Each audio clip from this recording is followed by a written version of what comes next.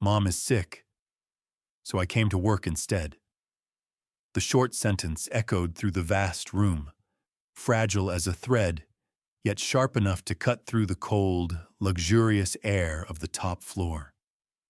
Maxwell Hart lifted his head from the thick stack of reports and froze. Standing at the doorway of the CEO's office was not the usual assistant in a crisp suit, nor one of the executives he often met on Monday mornings.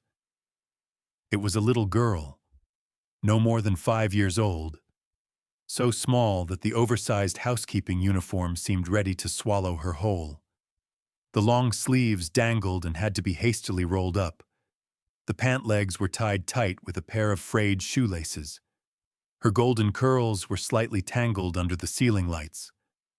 In her left hand, she clutched a half-empty lemon-scented spray bottle, while her right gripped a neatly folded rag, as though she were stepping into her own shift.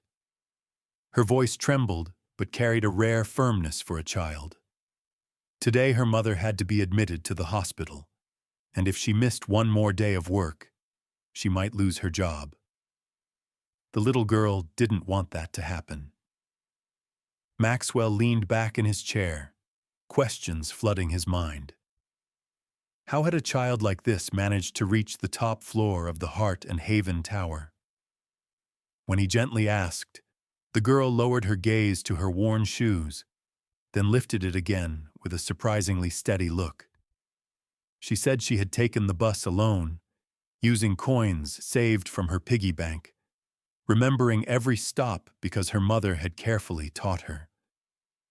This building was easy to recognize, she explained, with its gleaming glass facade and the giant golden letters bearing his name. She recalled once telling her mother that one day she would own a place like this. Her mother had only laughed, but she truly believed it.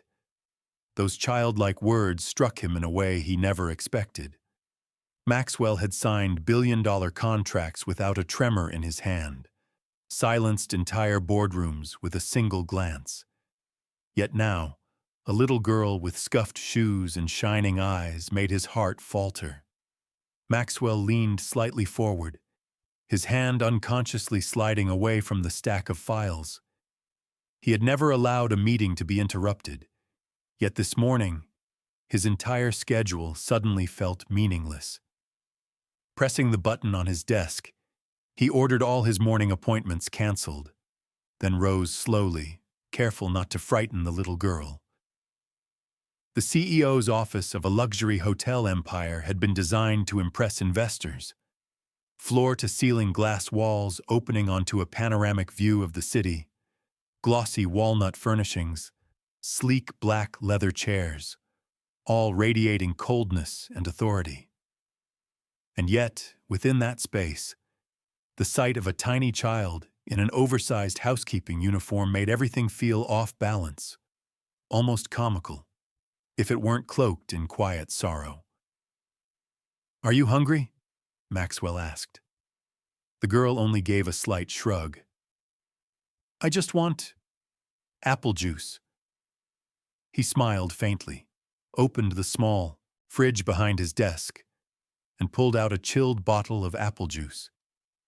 She accepted it with both hands, whispered a soft "thank you," then perched on the bench near the window, her short legs dangling, unable to touch the floor. Maxwell stood still, watching the striking contrast.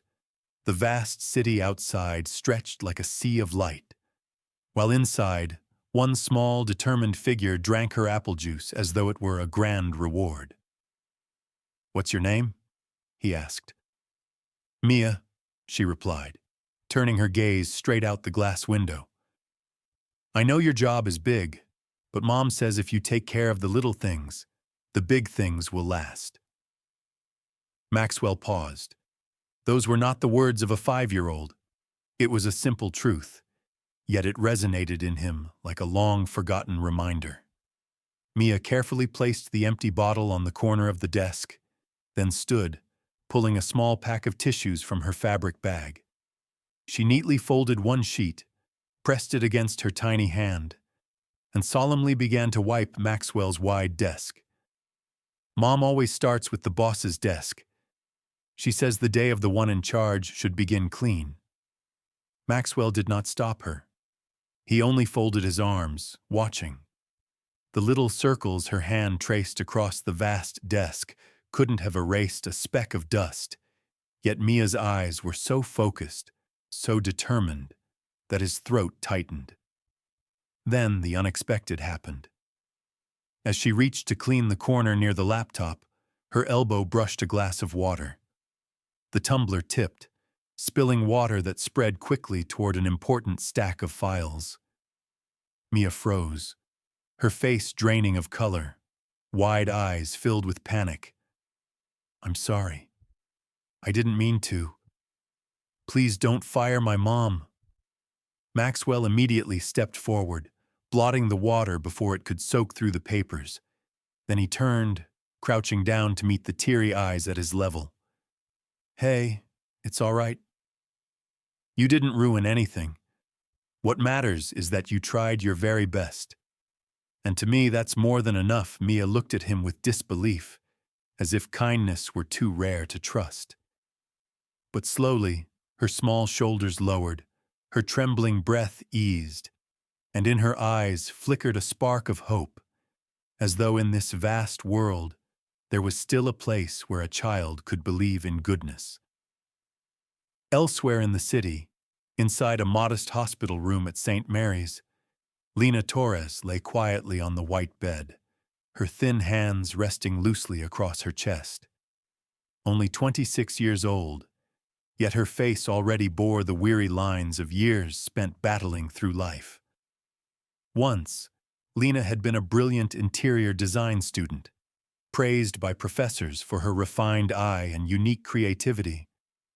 In a statewide student competition, her project had won first prize, opening doors full of promise.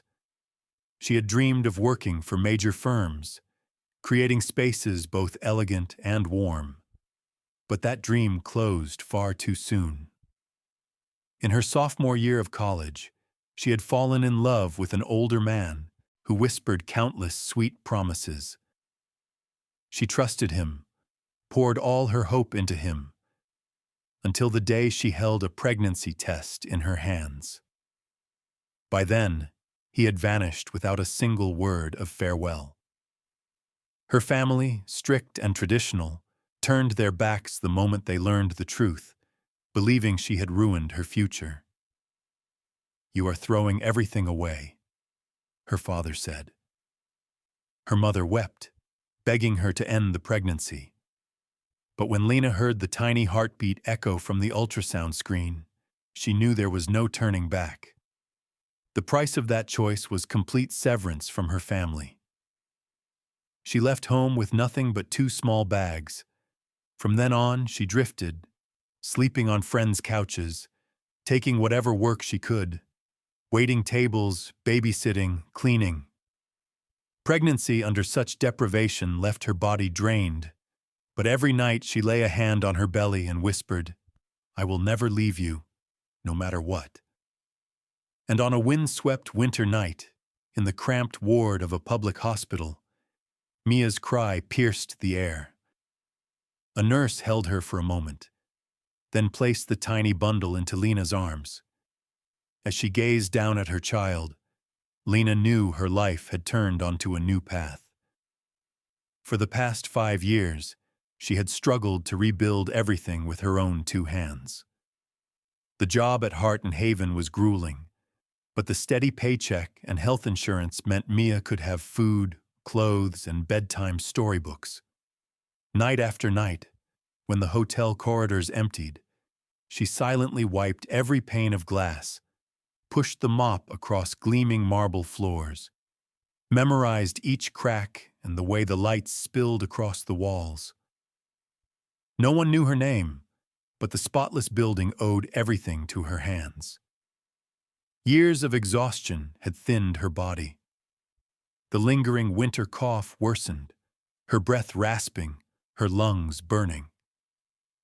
Lena knew she had little strength left, yet she still forced herself to work, terrified of losing her job. Until that morning, when her body finally gave out, the room spun, darkness fell, and a neighbor had to call an ambulance. Now, lying in the hospital bed with machines beeping steadily, Lena's greatest fear was not her own health, but the unpaid rent, the milk she hadn't yet bought, the looming threat of unemployment if she missed a few more days. Closing her eyes, she whispered in broken breaths, "Please don't let my child lose everything. Please don't let my little girl face this." She had no idea that at that very moment, Mia was stepping into the CEO's office in an oversized housekeeping uniform, trying desperately to hold on to the tiny world the two of them had built together. The following afternoon, Maxwell left the office earlier than usual. All day long, he hadn't been able to focus on a single number or report. The image of the little girl in that oversized housekeeping uniform, legs swinging by the window as she whispered that she wanted to keep her mother's job, kept replaying in his mind. At last, he pressed the intercom, instructing his assistant to find out which hospital the girl's mother was staying in. The assistant hesitated, asking if he wanted to send flowers or gifts, but Maxwell simply replied, "No, I want to go myself." St. Mary's Hospital sat on a quiet street, worlds away from the grandeur of the hotels Maxwell frequented. He walked down a pale corridor lit by flickering neon lights and stopped outside a modest room where a young woman lay. Through the small glass pane on the door, he saw a frail figure turned on her side, her face pale, yet her eyes far from weak. Her blonde hair had been tied back hastily, with a few strands falling loose against her cheek. Even in exhaustion, there was a quiet grace about her. Maxwell knocked softly before stepping in. The woman turned her head slightly, startled to see the tall man in a tailored suit. "You're the CEO." Her voice was hoarse but polite. "I'm sorry for the trouble my daughter caused." "Don't worry," Maxwell said, settling into the chair beside her bed. His deep voice carried a gentleness it rarely held. "Mia made my whole morning different. She's truly remarkable." Lena's eyes glistened at the mention of her daughter's name. She pressed her lips together, holding back emotion. She notices everything. I never thought she'd dare to go that far. She must have said a lot of silly things." "She told me you're the best mother in the world," Maxwell replied firmly, "and I believe her." In that instant, a crack appeared in Lena's carefully built walls. It had been so long since she had heard words of recognition untainted by pity or judgment. She wanted to turn her face away to hide the tears, but it was too late. Maxwell said nothing more, simply sat quietly, respecting her silence. Inside him, something stirred, not pity, but admiration for the quiet strength of this woman. On the bedside table, his eye caught a neatly folded piece of paper.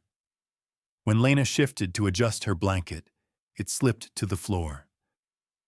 Maxwell bent down and picked it up, revealing a pencil sketch. An employee lounge with soft lighting, a few green plants, and simple chairs that looked warm and inviting. He smiled faintly as he studied it. "You know interior design?" Lena gave a small nod. "I used to study, but I left it unfinished long ago." He made no comment, just folded the paper and placed it back on the table. But in that moment, Maxwell understood. Behind the housekeeping uniform was not only a single mother fighting to survive, but also a creative soul left unseen. And he knew this was only the beginning. The following week, tension stretched through the entire Hart and Haven like a tightened string. The company was preparing to welcome a major delegation from Japan, whose decision would determine whether the hotel chain had a chance to expand into Asia. Maxwell personally oversaw every detail, from the dinner menu to the fragrance in the hallways. The executive floor blazed with light. Managers hurried back and forth, and every flower in every vase had been freshly replaced. When the Sakura hospitality delegation set foot in the grand lobby, everything gleamed without a flaw. Staff bowed in unison. Classical music drifted softly through the air, and crystal light reflected across marble floors. On the surface, it was perfection. But after just one night's stay, subtle remarks surfaced in a brief meeting between the delegation and the leadership team. The head delegate, a man with graying hair, spoke slowly in deliberate English. "Your service is good. Your facilities are luxurious. There is nothing to complain about. But," he paused, his eyes sweeping the opulent room, "this place lacks warmth. It lacks heart. Luxurious hotels are easy to find, but one with soul is rare. I have not felt that here." His words froze the room into silence. Managers exchanged anxious glances, some scribbling notes in haste.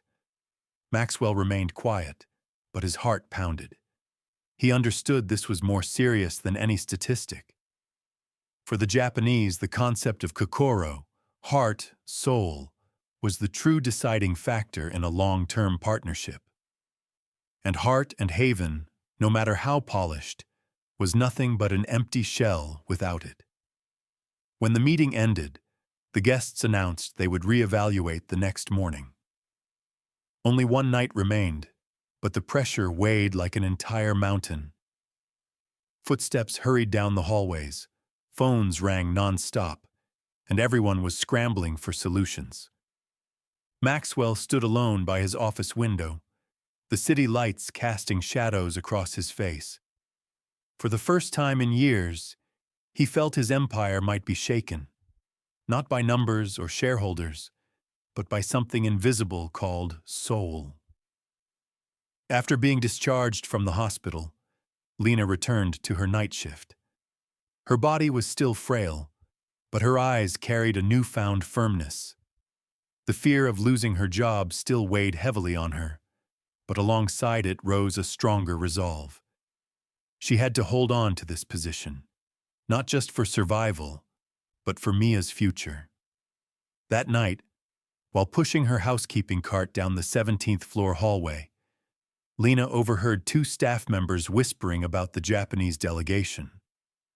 They said the guests had criticized the hotel as luxurious but soulless, and that if tomorrow's impression didn't change, the deal could collapse. Lena's heart tightened.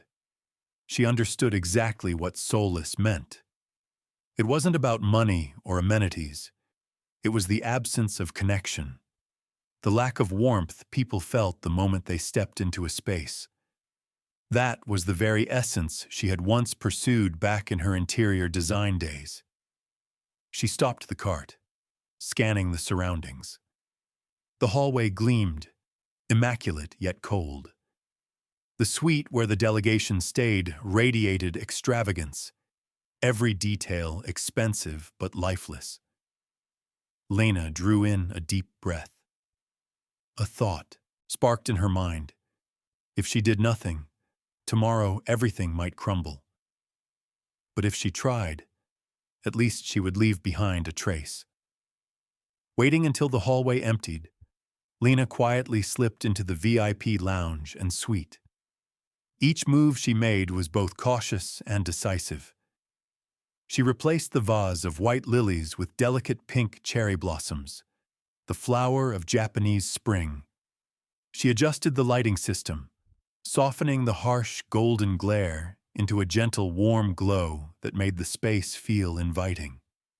From the storage room, she found a few indigo brocade cloths patterned with waves, draping them neatly across the long table to create a subtle accent.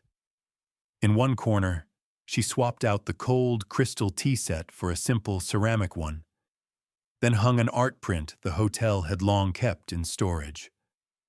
Slowly, the entire room transformed, as though it had been given new breath. Lena stepped back, her hands trembling slightly. She knew she was just an anonymous cleaner, and what she had done could easily be seen as overstepping. But she also knew that if she hadn't, the guests would leave tomorrow with nothing but disappointment. And so, in the stillness of the luxury hotel's midnight, a woman quietly revived her forgotten dream, breathing soul back into a space that had nearly lost it. The next morning, when the Sakura hospitality delegation returned to the VIP suite, the entire room radiated a completely different atmosphere. Small, thoughtful details revealed themselves in the morning light.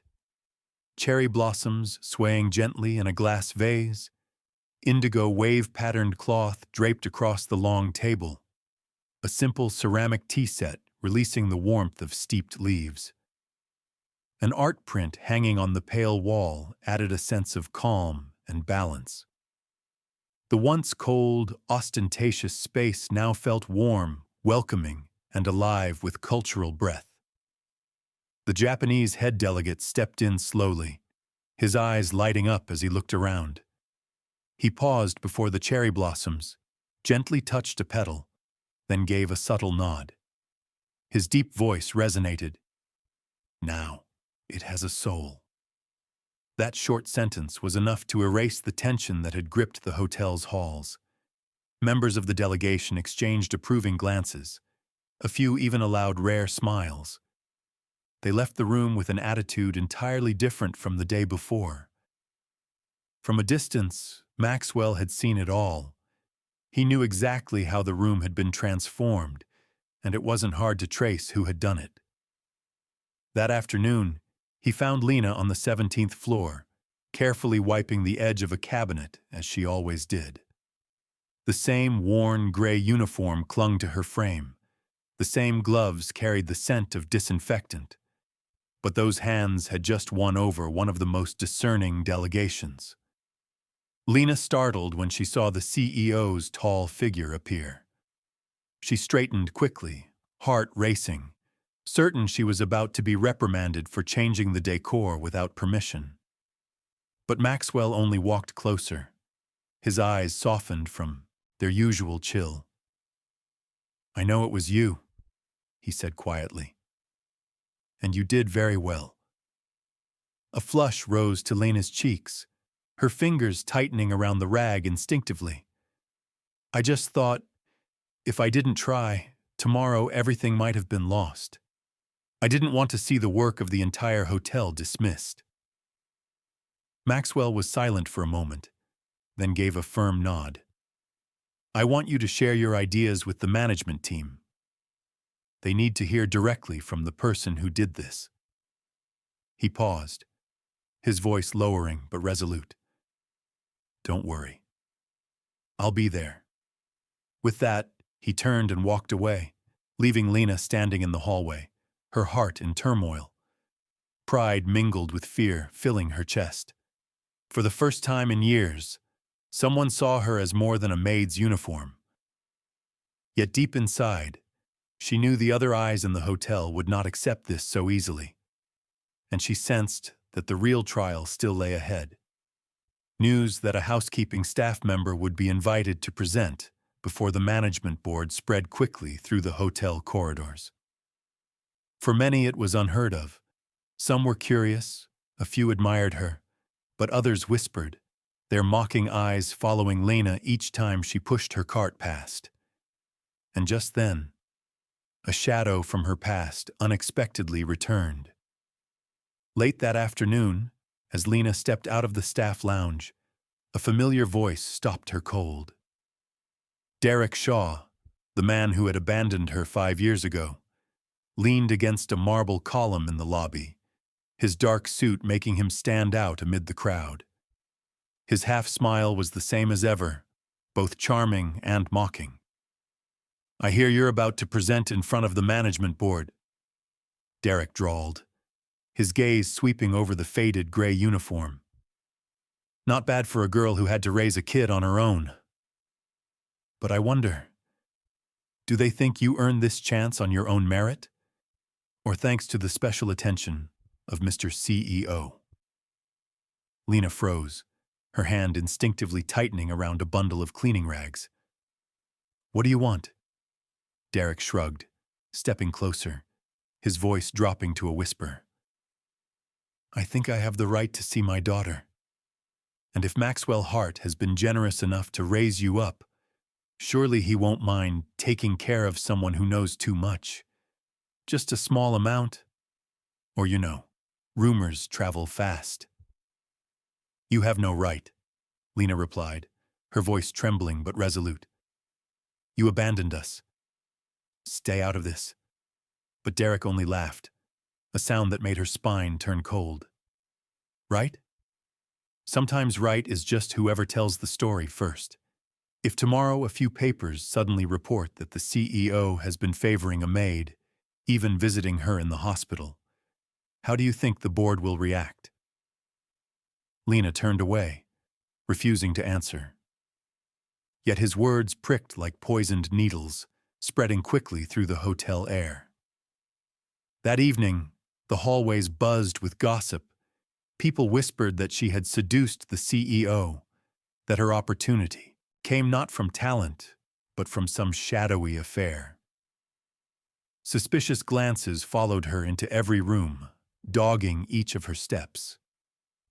The rumors clung to the hotel corridors like a thin film of dust that no hand could wipe away.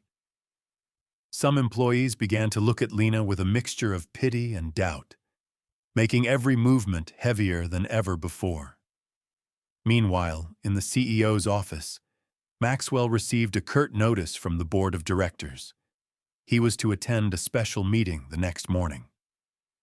Holding the paper, his eyes fixed on the stark words, he understood the storm had truly arrived. And this time, it wasn't only his career on the line, it was also the dignity of the woman he had begun to see as family. The boardroom on the upper floor was bathed in a cold, white light. The long table was covered in files, the stern faces of the directors a mixture of disapproval and irritation. The air was heavy with the weight of the rumors that had spread through the hotel. Every eye turned toward Maxwell, waiting for his response. One board member rose, voice hard.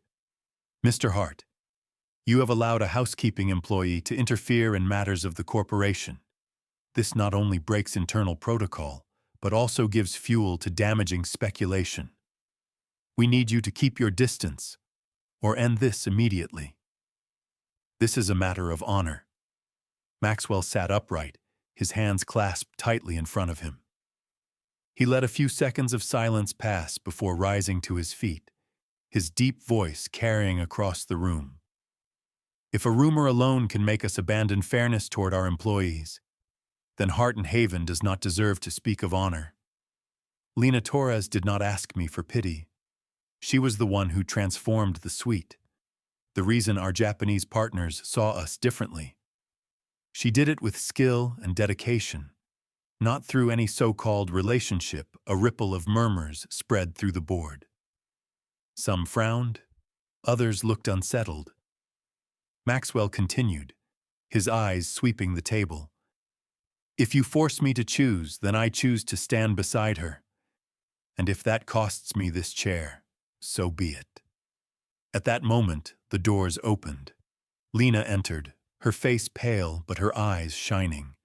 She could no longer remain outside. Please let me speak, her voice rang out, calm yet resolute. I don't want to be kept here out of pity. I only ask to be judged by what I have done. Ta suite. I altered it with my own hands. And the next morning, the head of the Japanese delegation said, now, it has a soul. If that is not enough to prove my value, then I am ready to leave.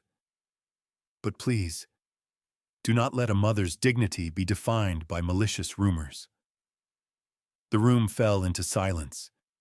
Even the harshest board members found no words to counter her. Maxwell looked at Lena, pride shining in his eyes, while she stood tall, unflinching. At the far end of the hall, Derek stood quietly, having heard it all. His arrogance drained away as he witnessed Maxwell openly defend her, and Lena holding her, head high before the board. When the meeting ended, he approached, his voice rough. "I thought I still had a claim, but clearly you already have a family I could never give you. I'm sorry. This time I'll step aside." Lena said nothing, only gave a faint nod. Derek turned and walked away, his figure dissolving into the crowd, leaving behind an unfamiliar stillness. For Lena, it was the moment the door to her past finally closed. For Maxwell, it was the moment he knew he was no longer alone in his choice. They had stood together, and from now on, they would walk forward side by side. Just 1 week after the decisive board meeting, good news arrived. The Japanese partners officially signed with Hart and Haven, agreeing to build a hotel chain in Japan.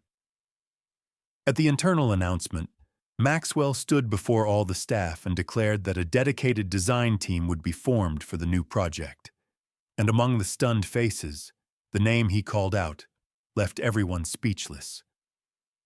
Lena Torres, interior design consultant. Lena froze, unable to believe it was her. Applause thundered across the hall, but in her heart, what resounded louder than anything was the overdue vindication of fate. The years of being overlooked, the dreams left unfinished, finally restored to her, whole and undeniable. Maxwell caught her gaze and gave a small nod. He didn't need to say a word. In that look, there was already everything: trust, pride, and something deeper. In the days that followed, amid the whirlwind of preparations for the Japan project, a home began to quietly take shape. On weekends, Maxwell sometimes took Lena and Mia to the park, the little girl running ahead, calling back, "Daddy, keep up!" On evenings when Lena had to work late at the office, Maxwell patiently waited, carrying a warm dinner box and a bottle of milk for the drowsy Mia curled up in a chair. The sight of Hart and Haven's once icy CEO gently draping a coat over a young woman's shoulders and carrying a small child to the car made more than a few night shift employees smile to themselves. Seasons turned, a year passed.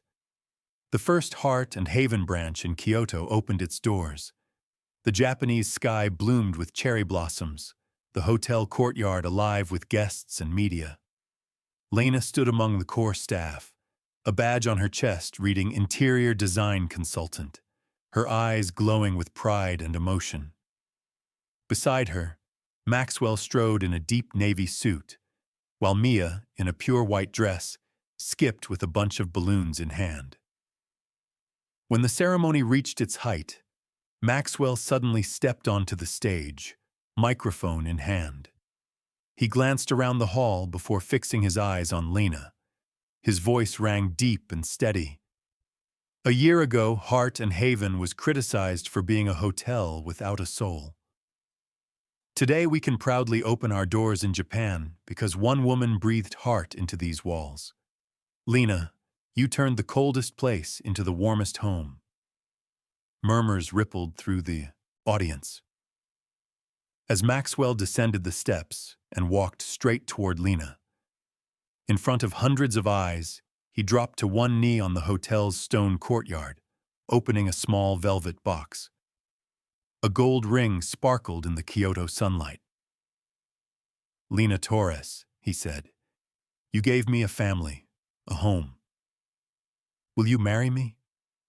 Lena raised a trembling hand to her mouth, tears spilling from her eyes. She nodded, speechless. Applause and cheers erupted all around them. Maxwell slipped the ring onto her finger, then pulled both mother and daughter into his arms. Mia looked up, her eyes shining, and cried out, "Daddy, now we're a real family, aren't we?" Maxwell tightened his embrace, a smile breaking through his tears. "Yes, sweetheart. A family forever beneath the soft rain of falling cherry blossoms. Their love closed one long, difficult journey, only to open a new beginning, where the past was laid to rest and the future glowed bright.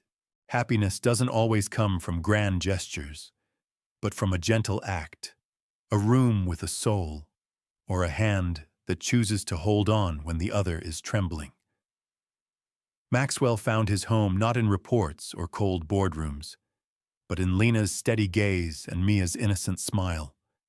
And Lena proved that, even when scorned or abandoned, a heart that guards its dignity and love can still illuminate an entire future. If this story touched you, leave a comment and tell us which moment moved you the most. Don't forget to like, share, and subscribe so you won't miss the next stories. Stories that remind us that as long as we believe and dare to love, any place can become a home with a soul.